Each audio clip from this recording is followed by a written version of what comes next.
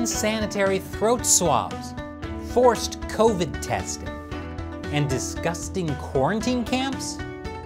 Yep, the Chinese Communist Party has the virus totally under control.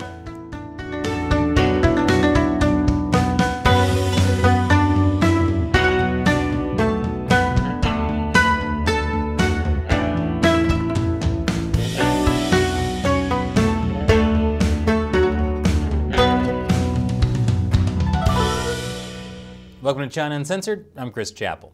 The coronavirus, or what I call the CCP virus, is back in China. Not that it ever left, but now the Delta variant has spread to at least 15 Chinese cities, according to official data, which we all know is about as trustworthy as those phone calls telling you you want a free night's stay from Marriott Hilton. My point is, the CCP virus outbreak is probably a lot bigger than just those 15 cities.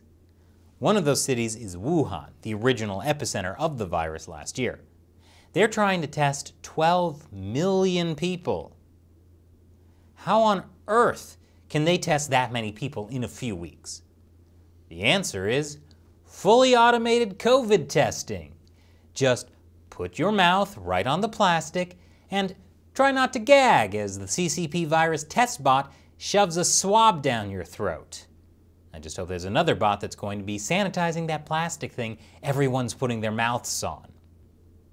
Don't worry, you won't catch COVID this way, as long as no one ahead of you in line has COVID. And the best part, these machines can go anywhere. They're on wheels. Now you might think, I'll just stick to the manual PCR tests. Thank you very much.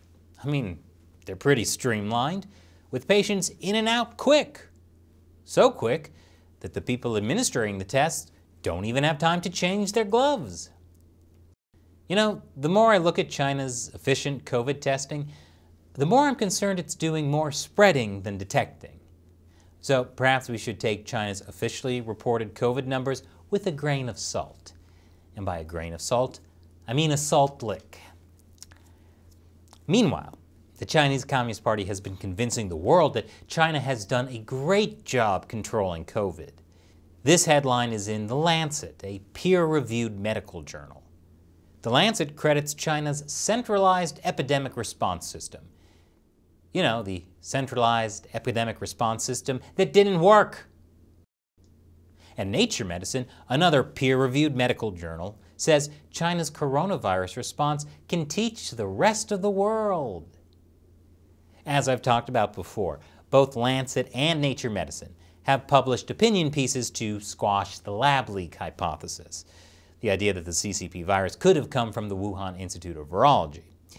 And as I've also mentioned, the publishers of Lancet and Nature Medicine have business deals with China.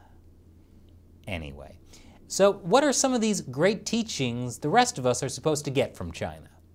Well, for one, China has done an amazing job vaccinating a staggering 20 million people a day. Yes, according to Nature, scientists are impressed by China's juggernaut of a vaccination drive, through which it is currently administering nearly 60% of all COVID-19 vaccine doses globally. Amazing!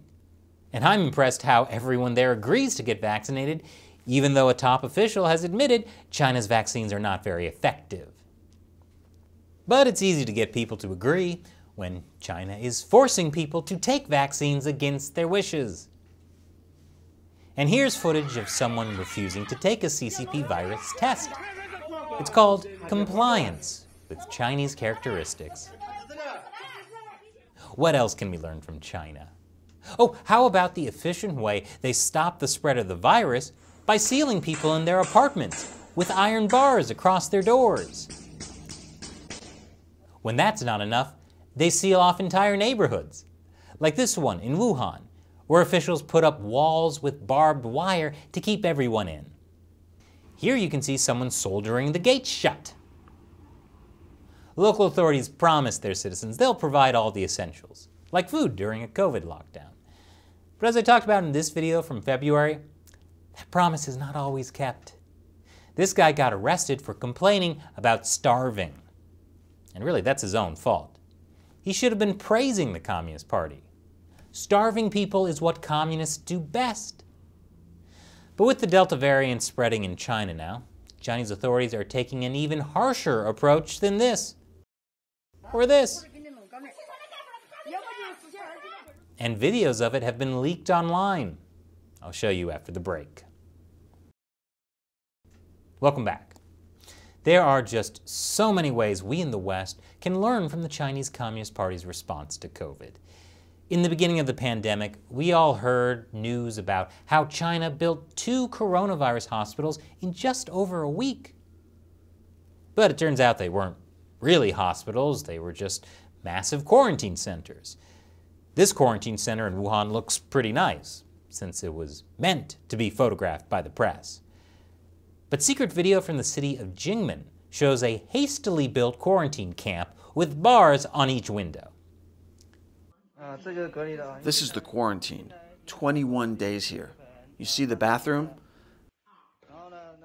They gave us 2 cases of water. Here's 1 bed and a table to eat on. These rooms are enough to make a person go mad. I'd be sending messages for help in a bottle, or fishing for bottles because I ran out of water. If you thought that was bad, it gets so much worse. Here's another quarantine camp. Hot, sweaty, and definitely not very sanitary. It makes the other quarantine spaces look like vacation resorts. And it's not like the people there are criminals, they're just people who got infected with a virus they can't control. The Chinese Communist Party can't control the virus either, clearly, but at least they can control people. You can try to run, but there's nowhere to hide. So what can the West really learn from China's COVID response? That we should not be learning from China.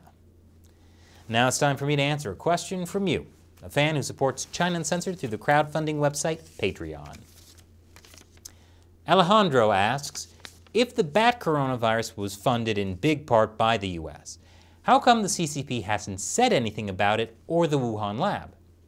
Why did they not make any of these scientists disappear? Good question, Alejandro. The funding issue is complicated. The US government, through the National Institute of Allergy and Infectious Diseases, funded a group called EcoHealth Alliance, and EcoHealth Alliance then subcontracted to the Wuhan Institute of Virology. While you can criticize the US government for letting taxpayer money find its way to a Chinese lab with low safety standards, the real problem is the Chinese lab with low safety standards.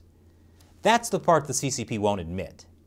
To expose US funding would be to admit the lab leak hypothesis is true. As for making scientists disappear, there's no need. It's much better if the lead scientist can be free to give a sympathetic interview in Western press where she can defend the lab and deny everything. Positive propaganda works so much better. Thanks for your question, Alejandro, and thank you for watching. Be like Alejandro and help us keep making episodes like this by contributing through Patreon, our crowdfunding website. Visit patreon.com/China Uncensored to learn more. Once again, I'm Chris Chappell. Thanks for watching China Uncensored.